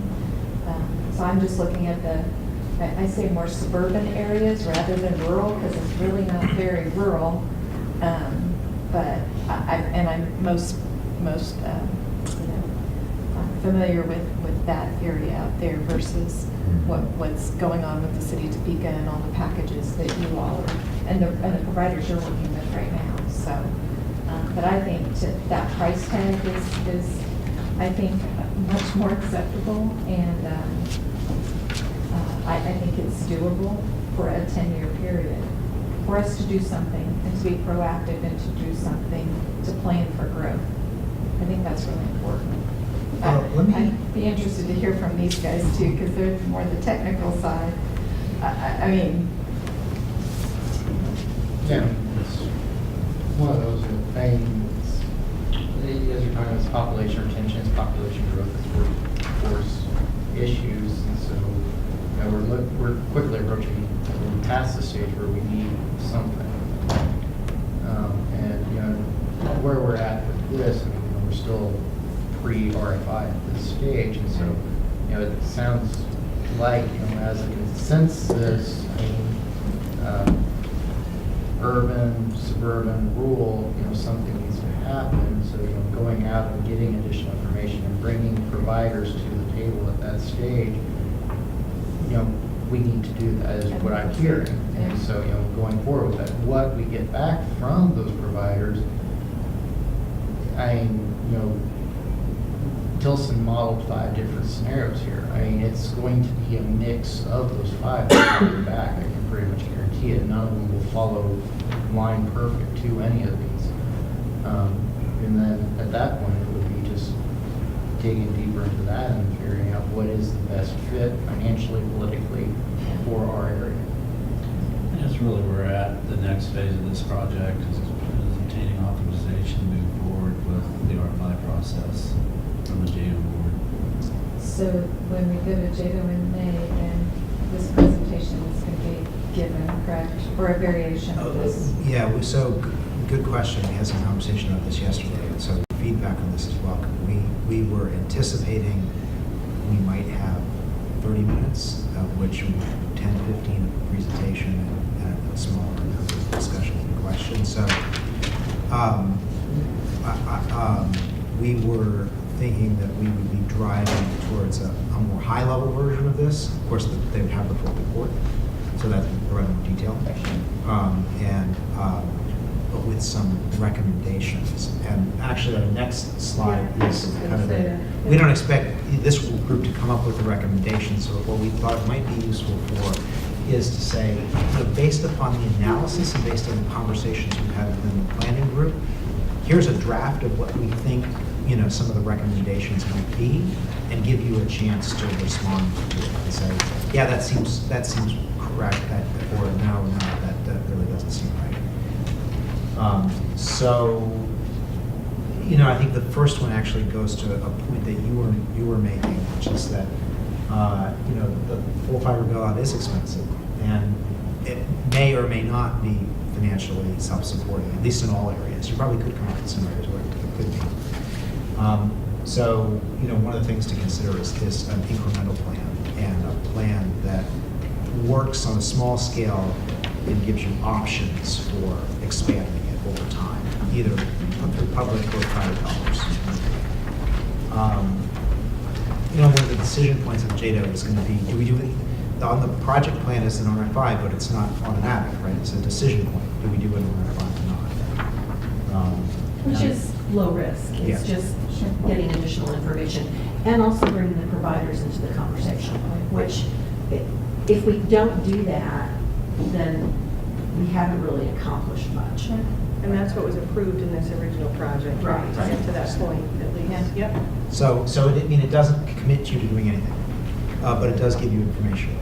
And we would say draft recommendation is, ask what they could do with assistance. Also ask, because I think it's worth having asked the question, what can you do without assistance as well.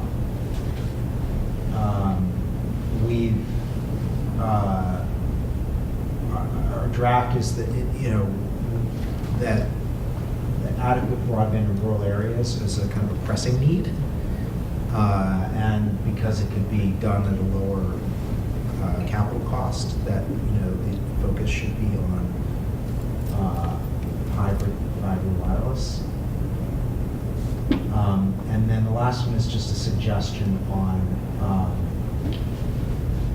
maybe a waterfall of where you would target capital funding to the extent that you have. And so recognizing you may not be able to address everything at once.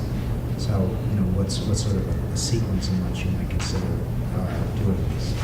So this is, this is the thumbnail sketch, not of the whole presentation, but will be the conclusions that, we were walking into JADO today as Tilson. I won't say this. But this is something where we've got time to take feedback on this. And this is not just our technical analysis, this is the intersection of the technical analysis and where we think the sense of the group may be based upon the discussions, prior discussions we've had with stakeholders and the planning group.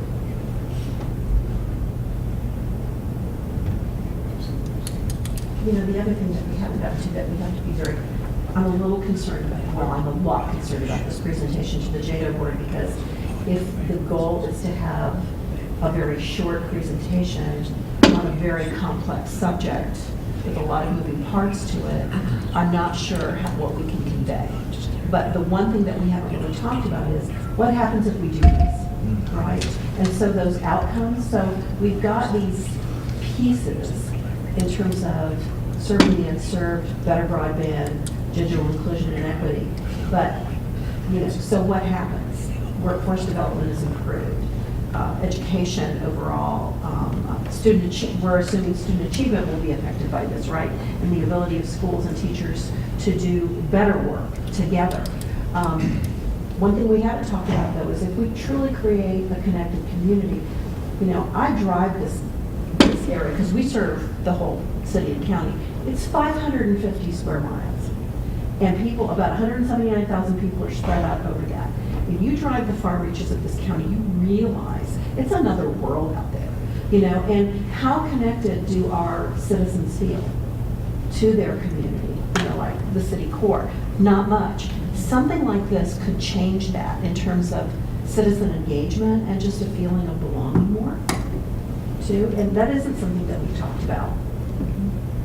So I took a note, we can maybe work on a slide that has exactly that. Here's the good stuff. Right. Yep. Okay. This group be more comfortable taking some time to absorb this information and getting back together, maybe in 15 days. Because I know the first time I seen it, it took me a while.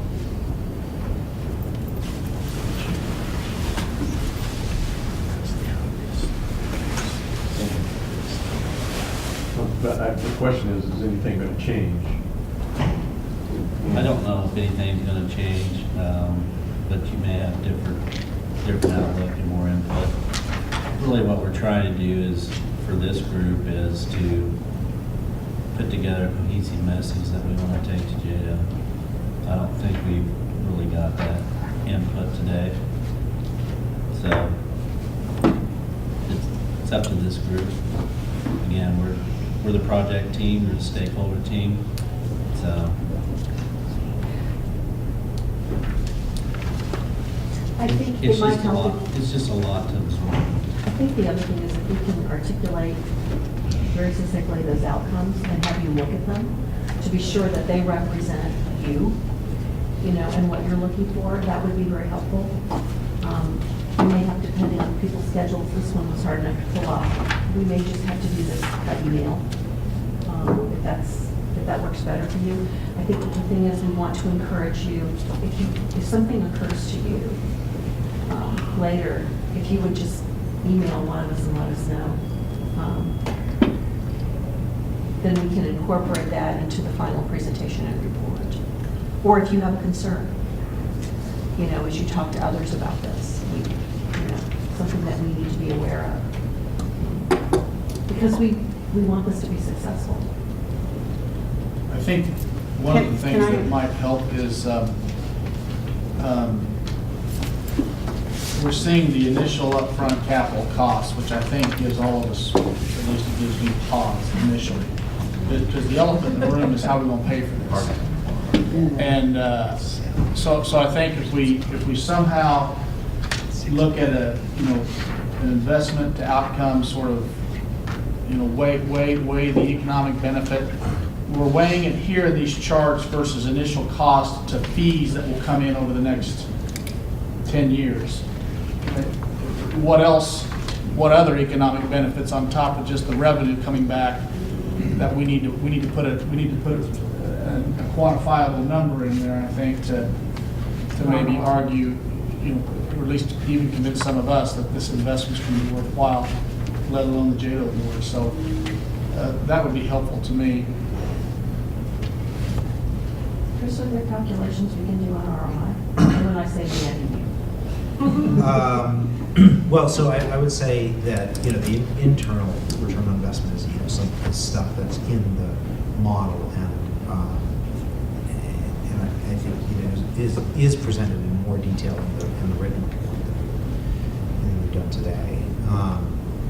I think what we can, let me go back to Camoin about how straightforward it would be to convert the percentage of GDP numbers from percentages to dollars. Right. I suspect the answer is not difficult. I just need to double check with them. And then is there any difference? I'm sorry. Go ahead, sorry. And then is there any difference in whichever model is chosen? Is there any difference, is there any impact of choosing that particular model to the numbers we just talked about?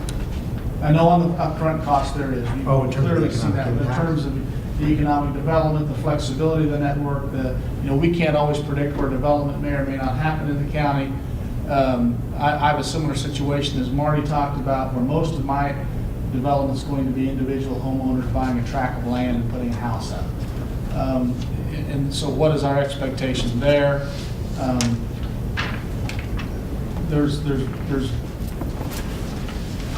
I think us sitting on this side of the table can argue that the educational benefits all day long. I think it's some of those, the economic benefits that I think we need to hone in on. I would say you would be stretching the available data in order to have a discernible, to be able to forecast a discernible difference between the type of model. Yeah, I mean, the more, really what the economic impact is about, is the higher level of broadband service available. I think it probably matters less to the economic impact from whom it's available, and B, if it did make a difference, I'm not sure there's enough empirical data for you to be able to reliably draw a conclusion between them on that point. So I would discourage us from doing that. There are some, one of the other ways when we talk about people either building or selling real estate is that, like other infrastructure improvements, there's an impact to the value of property. If you have, generally speaking, the more infrastructure available to the property, the more valuable the property is. The same is true for broadband services, and that stretches from a range of, in some rural communities that are truly disadvantaged in terms of broadband, people who have difficulty selling their property, and to, on the upside, there's been some published studies about the incremental value of a fiber connection to property, and how much do property values go up when you have that. So those are the I think the things that we could cite. The difficulty selling your property is something I have not seen any systematic analysis of that, but I hear it a lot I hear it all over the place from people who try to do it and from real estate agents. So anecdotal, even though it's anecdotally, I have pretty high confidence that at the low end where the issue is, I just don't have broadband on its own par with which you typically get in the country. That is true. Can I ask the difference between the rural wireless approach, which is just so extremely affordable compared to the others, but in terms of the service you're getting versus the service of the others, could that be enhanced a little bit and buffed up, to the level of service? To improve the level of service under the rural wireless? Because it's like night and day difference. I mean, to me, it's like, whoa. I mean, you can't ignore the dollars here versus what I look like. I mean, it looks like, oh my gosh, nobody would ever agree to. So can you buff up that service and provide a comparable service? And again, we're talking about the rural aspects of the county versus then what would you do in the city? Well, let me give you kind of a nuanced answer to that. So the way I would approach that is, so let me approach this from the perspective of if you were doing that wireless project and you wanted to be extremely strategic about it. Right. Okay.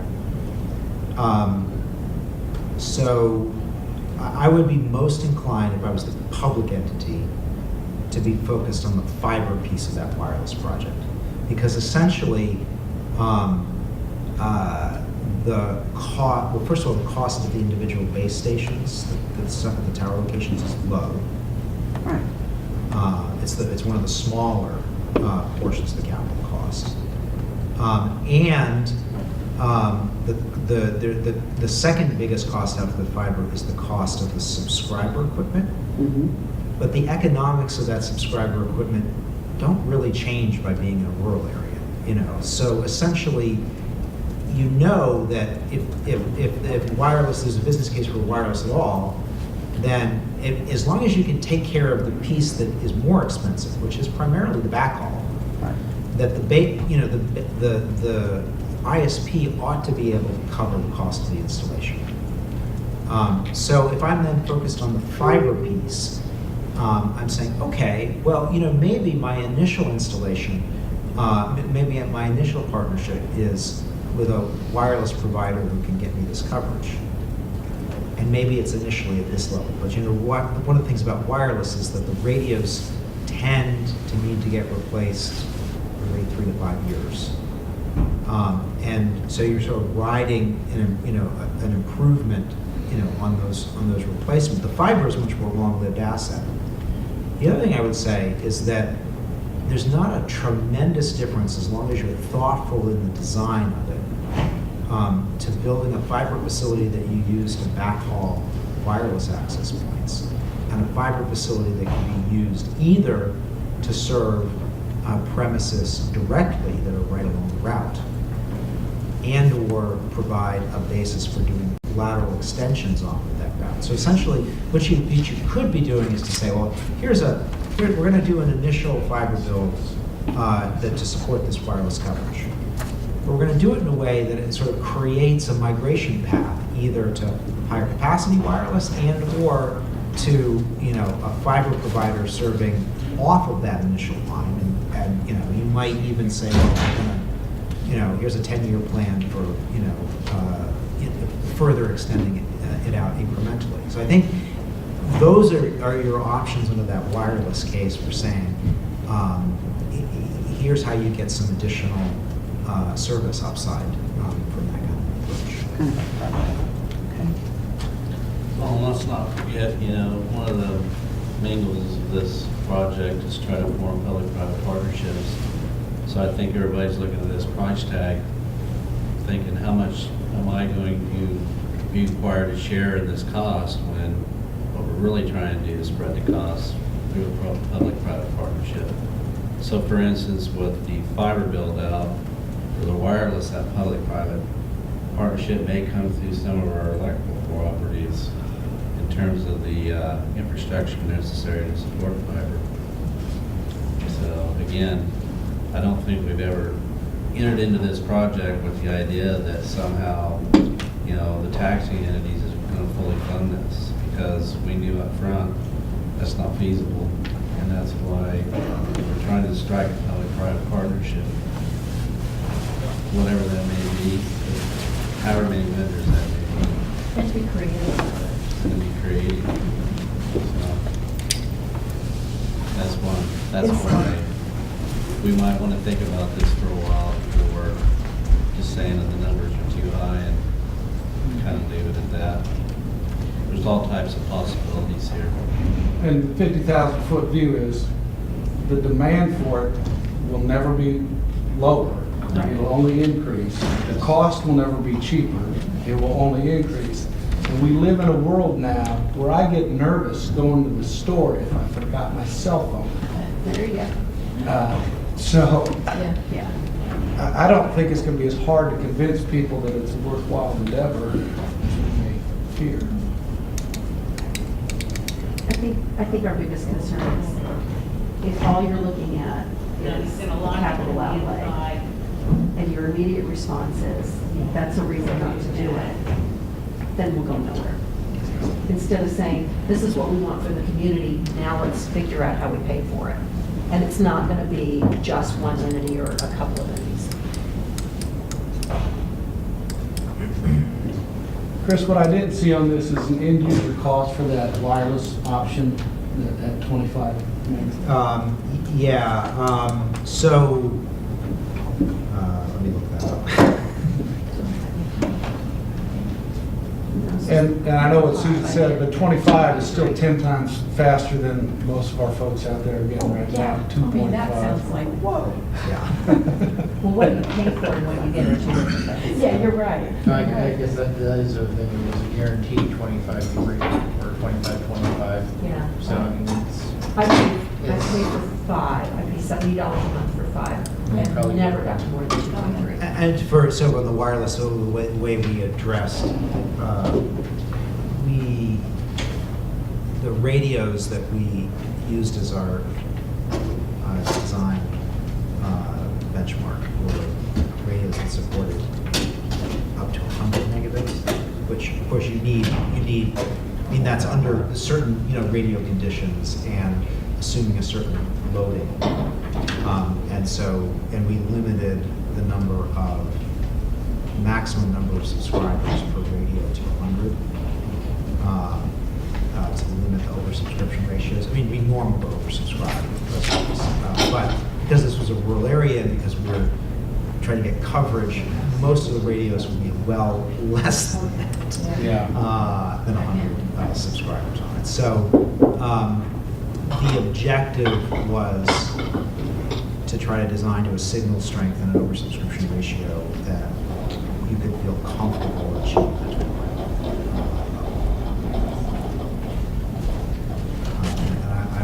It may take me a while, but I'll get you the answer. I would just guess it'd be similar to whatever it was. Yeah, I think it's, if memory serves me correctly, it's less. And like Chris said, it's a very skilled solution, so if we hit a point where we are oversubscribing the radio, it wouldn't be that big of an issue to set up another radio with a microwave backhaul to the fiber route to lessen that load on the radio and then bring the oversubscription back to line where it should be. It's a good problem to have when you have so many subscribers on the network that you need to add. That's, unless the cows start subscribing out there, I don't think it's a worry right now. But, you know, and in those situations, the private partner wouldn't have any trouble picking that up to do it because it's a really small incremental cost for the subscriber base that they're supporting.